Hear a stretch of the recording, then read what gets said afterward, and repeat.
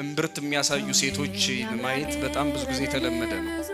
ትንሽ ታሪኩን ልንገራችሁ። አዳም ራቁቱን ስለነበረ አፍሯል። ሔዋንም እንደዛው አፍራለች። በርቃኗ አለማፈር አትችልም። ምን በደለኛ ቢሆን ምን ኃጢአተኛ ቢሆን በርቃኗ አፍሯል። አሁን ያለው ትውልድ ወይም ደግሞ ዘመናዊ ነኝ የሚለው ትውልድ ለምን ነው በርቃኑ የማያፍረው? አንዳንድ የተገላለጡ አካላት ጌጥ ናቸው በዚህ ዘመን።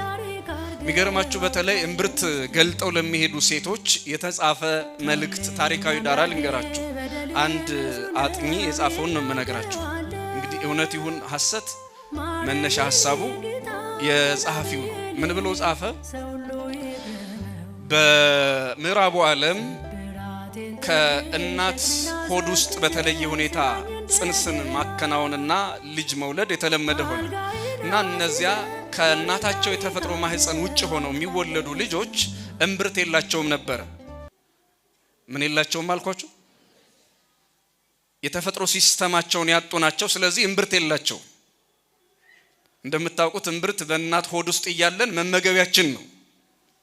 አንዱ አፍን ተክቶ ምግብ በሱ ነበር ስንመገብ የነበረው በማህፀን ውስጥ።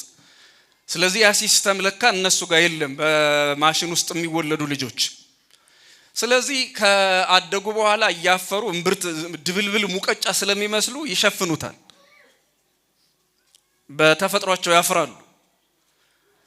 ይሄንን የሚቃወሙ ሰዎች ደግሞ ስህተትን በስህተት መቃወም ፈለጉና እኔ እናቴ አመጣ የወለደችኝ በእናቴ የምኮራ ሰው ነኝ ለማለት እምብርታቸውን ገልጠው እኔ እምብርት አለኝ ለማለት ተመልከቱ። ያን ስህተት ለመቃወም ሌላ ስህተት የሚፈጥሩ ሴቶች መጡ። የእናቴ ልጅ ነኝ ለማለት የማሽን ልጅ አይደለሁም ለማለት እና ሌላው ዓለም ላይ ተቃውሞ ያመጣው ነው እርቃንነት። እኛ ሀገር ግን ምን ሲል እንደመጣ አላቅም። አንዳንድ ጊዜ ምክንያታቸውን የማናውቃቸው ስልጣኔ የሚመስሉ በደሎች አሉ፣ ምንም ከኛ ጋር ግንኙነት የሌላቸው። ለማንኛውም እርቃንነት መነሻ ሐሳቡ እዚህ ዓለም ላይ እንኳን ያለውን ብናይ ጌጥ አልነበረም። መነሻ ሐሳቡ ሰብአዊነትን አከብራለሁ የሚል ጥምዝ ወይም ደግሞ ግራ ዘመም ሐሳብ ይዞ የመጣ ነው። ለማለት የፈለኩት ግልጽ ነው። አዳም ራቁቱን ስለነበረ ምን ሆነ? ፈራ፣ አፈረ። ይሄኛው ዘመን ግን ጸበለስን ፍሬውን ብቻ አይደለም ግንዱን በልቶታል፣ ቅጠሉን በልቶታል፣ ስሩን በልቶታል። ከጸበለስ የቀረው ምንም ነገር ያለ አይመስለኝም። ከኃጢአት የቀረው ምንም ነገር የለም ማለት ነው። አዳም ምንም ሌላ ኃጢአት ፈልገን አናገኝበትም። አንድ ጸበለስን ነው የበላው። ልጆቹ ግን እንዳልኳቸው የበለሱን ፍሬ ብቻ አይደለም ከግንዱስ ከቅጠሉ ከቅጠሉስ ከስሩ ሁሉን በልተነዋል። ከኃጢአት አሁን የቀረው እዚህ ምድር ላይ ምን አለ እስኪ ንገሩኝ። ምን የቀረን በደል አለ እዚህ ምድር ላይ? ምንም። አሁን ኃጢአትን በደልን ሁሉ ጨርሰን ምናልባት ወደ ኋላ መመለስ ካስፈለገ ፍቅርን ነው ያለሞከር ነው፣ አብሮ መኖርን ነው፣ ተቻችሎ መኖርን ተፋቅሮ መኖርን ነው ያለሞከር ነው። እና ማፈር የሚገባን በእውነት እኛ ነበርን በእርቃናችን።